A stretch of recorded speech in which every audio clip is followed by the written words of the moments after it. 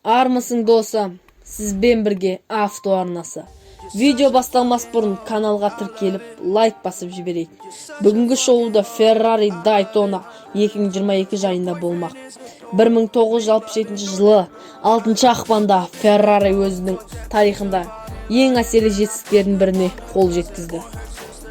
1967-де халықаралық спорттық автомобильдер чемпионатының Daytona кезеңінде 24 сағаттық жарыста Фордқа дес бермеді. Фордтың алаңында атаңызға айналған осы жеңіс Ferrari Daytonaның бас инженері Мауро Форгаританың шабытына шырқау берді. Ferrari Daytonаны жасау кезінде суперкардың 3 негізгі бөлігінің әрқайсына айтарлықтай жақсартты.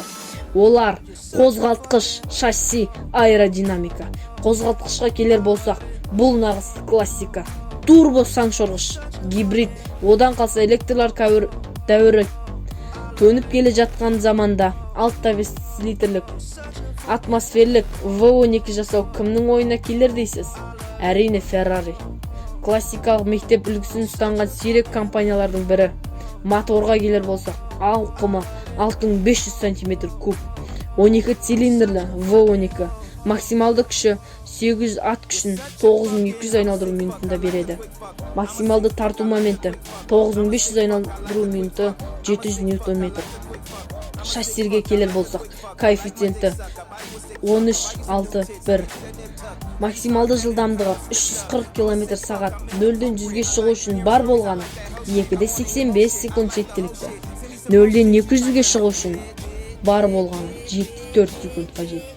Бүгінде сол кездегідей жоғары аталған 3 негізгі салада жұмыс жасау арқылы максималды өнімділікке қол жеткізілді.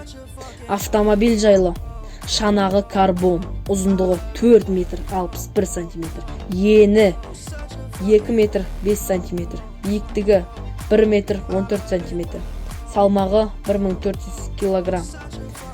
Салмақтың түсуі 44% алдыңғы, 56% артыңғы. Жанармай бағы 86 литр. 7 берілісті Bubble Clutch трансмиссиясы Daytonaның аэродинамикасын жасау кезінде Ferrari автоспорттағы бай тәжірибесін пайдаланды.